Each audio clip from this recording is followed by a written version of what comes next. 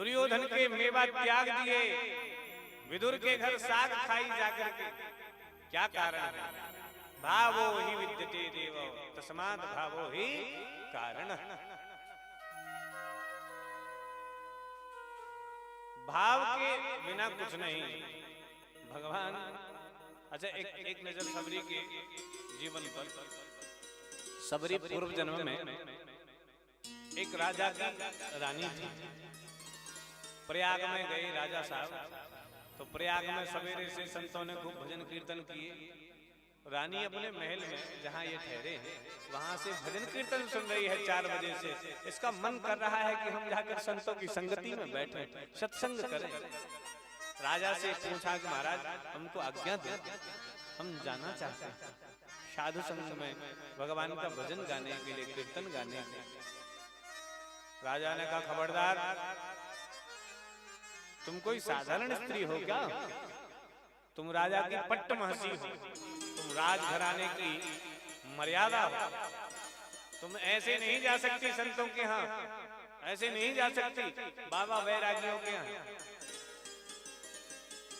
रानी को बड़ा अफसोस हुआ और रानी प्रयागराज में संगम पर आई और कंठ पर्यंत जल में खड़ी हो गई और भगवान का स्मरण करती हुई कहती है, भगवान ऐसी ऊंची जाति न देना कि मैं भजन न कर पाऊं, मैं भगवान के सत्संग में न जा पाऊं। ऐसे बड़े घर की मालकिन न बनाना, ऐसी धन संपन्नता न देना प्रभु कि जो मैं आपके सत्संग को न कर पाऊं। और प्रयागराज में संगम पर ही जल में डूब करके प्राणों का विसर्जन कर दिया। बोलिए भक्त वत्सल भगवान की जय। अगला जन्म हुआ कोल भीलों के यहाँ सबर जाति में। सबर जाति में जन्मी, कोल भीलों के यहाँ रही। बचपन में ही विवाह की बात चली तो लगभग 13-14 वर्ष की आयु होगी।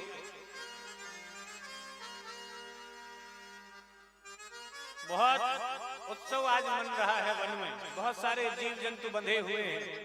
तो इन्होंने अपनी सखी से पूछा, बहन आज इतना उत्सव क्यों है? तो सखी बोली, बहन तुझे नहीं पता, आज तेरी बारात आ रही है। सबरी बोली, मेरी बारात? तो ये जीवों को क्यों बांधा? बोले यही तो भोजन है बरातियों का। हाँ, बहुत सारे जीव बंधे हुए थे। इसने सोचा, अरे राम राम, केवल मेरे विवाह के लिए इतने सारे जीवों को मारना पड़ेगा, मुझे ऐसा विवाह ही नहीं करना। और ये वहां से भाग गई रात में। अब तो जंगल में छुप करके रहने लगी लत्तों पत्तों में। कभी जाकर के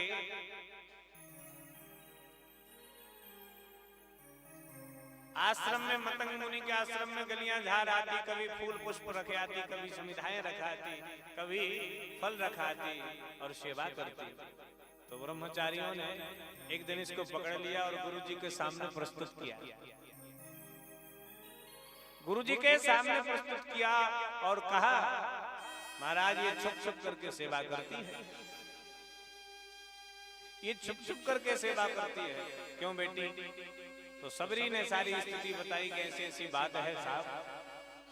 अच्छा चलो ठीक है, कोई बात नहीं बेटी, तुमने बहुत अच्छा किया जो तुम घर से आ गई। अब तुम एक काम करो, यहीं रहो, प्रेम से भगवान को भजन करो। लोग क्या कहेंगे महाराज, मैं स्त्री और नीच कुल की, शबर जाति की, लोग क्या कहेंगे? भक्त जन। मतंग बोले, मैं हूं मतंग। मतंग का अर्थ होता है मतवाला। और मतवाला कौन होता है? बोले हाथी। मतवाला कौन होता है? हाथी। हाथी जिस गली से जावे कितने कुत्ते भौंकते हैं। पूज्य राजेश्वरानंद जी कहते हैं, हाथी जिस गली से जाए लोग आगे हाथ जोड़े खड़े रहते हैं और पीछे कुत्ते भौंकते हैं। और शायद ऐसा एकमात्र जीव हाथी है जिसके सबसे ज्यादा हाथ जोड़े जाएं। गणेश भगवान की जय हो। ऐसा एकमात्र जीव है। भक्तजनों क्या बतावे, मतंग ऋषि कहते हैं मैं मतवाला हूं,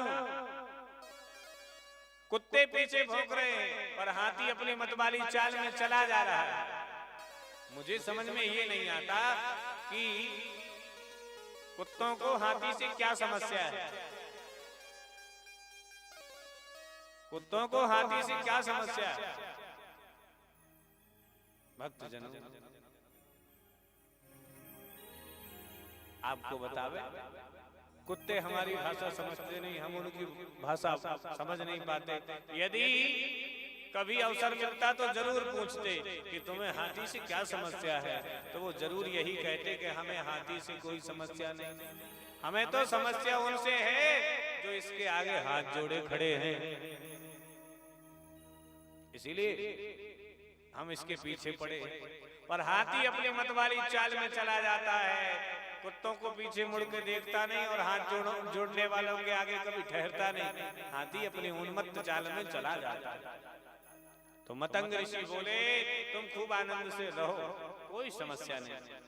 और प्यारे भक्तों, शबरी आश्रम में रहने लगी और आश्रम में रहते रहते भगवान का भजन करने लगी। जब मतंग ऋषि का शरीर पूरा हुआ तो सबरी अलग कुटिया बनाकर भगवान की बाट जोहती थी। और नियम पक्का है, कहते हैं नियम जिनका पक्का है उन्हें परमात्मा जरूर मिलते। क्या कारण है कि यहाँ तक कि मधुमक्खी को भी भगवान मिल गए पर इंसानों को नहीं मिल रहे हैं। मधुमक्खी का जूठा शहद जो बार बार खाती है, बार बार उगलती है, वह पंचामृत में भोग लगता है। बताओ लगता कि नहीं?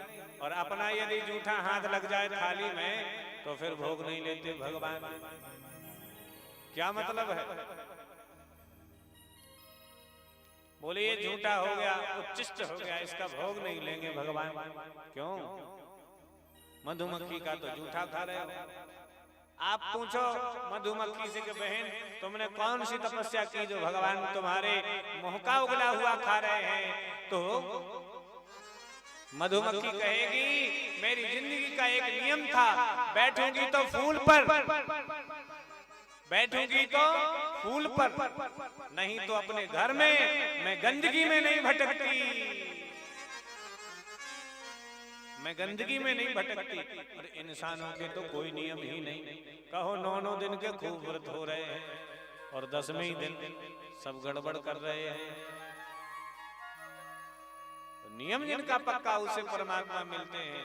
जब सबरी ने प्रेम पुकार की, करुण पुकार की और भगवान का भजन किया, सवेरे से शाम तक बाट देखती है, सूर्योदय से सूर्य अस्त तक। और जब भगवान आते नहीं तो उदास नहीं होती, भगवान को गालियां नहीं देती। यहाँ तो भक्त थोड़ा सा काम बिगड़ जाए तो पूजा बंद कर देते हैं, तो बहुत मान लिया। सुनो, एक दिन क्या हुआ, एक व्यक्ति दुखी था बहुत, तो किसी संत ब्राह्मण के पास गया।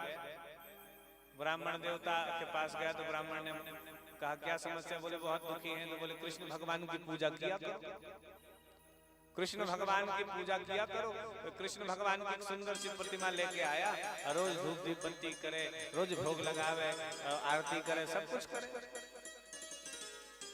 बहुत समय हो गया, कोई परिवर्तन नहीं हुआ, कोई बदलाव नहीं हुआ। तो इसने सोचा कि अच्छी समस्या है, इतने दिन से पूजा कर रहे हैं, कोई प्रभाव नहीं पड़ा।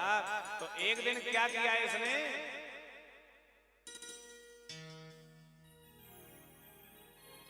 किसी दूसरे बाबा के यहाँ गया थार पे। तो उसने बाबा ने कहा कि तुम किसकी पूजा कर रहे हो?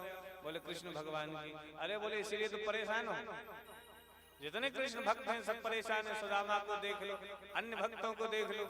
एक काम करो, तुम महाकाली मैया की पूजा करो। दूसरे ही दिन महाकाली मैया की प्रतिमा ले आया, कृष्ण भगवान की प्रतिमा को ऊपर रख दिया सेल्फ पे। अब महाकाली मैया की पूजा करने लगा। महाकाली मैया की पूजा करते करते भी बहुत समय हो गया पर कोई परिवर्तन नहीं हुआ। तो एक दिन इसने अचानक सोचा कि परिवर्तन क्यों नहीं हो रहा, बदलाव क्यों नहीं हो रहा, असर क्यों नहीं कर रही पूजा। तो उसने क्या विचार किया, ऐसा ना हो कि ये ऊपर सेल्फ पे बैठे हैं कृष्ण भगवान, तो हम इनको अगरबत्ती धूप बत्ती लगाते हैं, इनको भोग प्रसाद लगाते हैं और ये उस अगरबत्ती की बास लेते हो, इन तक पहुंच ना पाती हो। तो इसने एक कपड़ा लिया और कृष्ण भगवान के मुंह में बांध दिया, नाक में बांध दिया। और जैसे इसने कृष्ण भगवान की नाक में कपड़ा बांधा और बांके बिहारी प्रकट हो गए। बोलो वृंदावन बिहारी लाल की जय हो। इसने कहा बड़ा आश्चर्य है, इतने दिन से धूप बत्ती दिखा रहे तब तो तुम प्रकट नहीं हुए,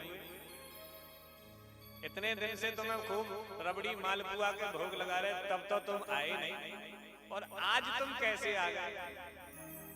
ठाकुर जी मुस्कुराए और बोले, आज तुम्हें विश्वास हुआ कि हम भी उस धूप बत्ती को सूंघते होंगे, इसलिए तुमने हमारी नाक और मुंह बांध दिया, इसलिए हम प्रकट हो गए। तो जब ये भरोसा हो जाता है ना, सबरी को विश्वास था, विश्वासम फलम दायकम। सबरी अपने आप ही मुंह से कहती, रामा रामा रटते रटते बीती रे उमरिया, रामा रामा रटते रटते बीती रे उमरिया, रामा रामा रटते रटते बीती रे उमरिया, रामा रामा रटते रटते बीती रे उमरिया। रघुकुल नंदन कब आओगे, रघुकुल नंदन कब आओगे, रघुकुल नंदन कब आओगे, रघुकुल नंदन कब आओगे, दासी की डगरिया, रामा रटते रटते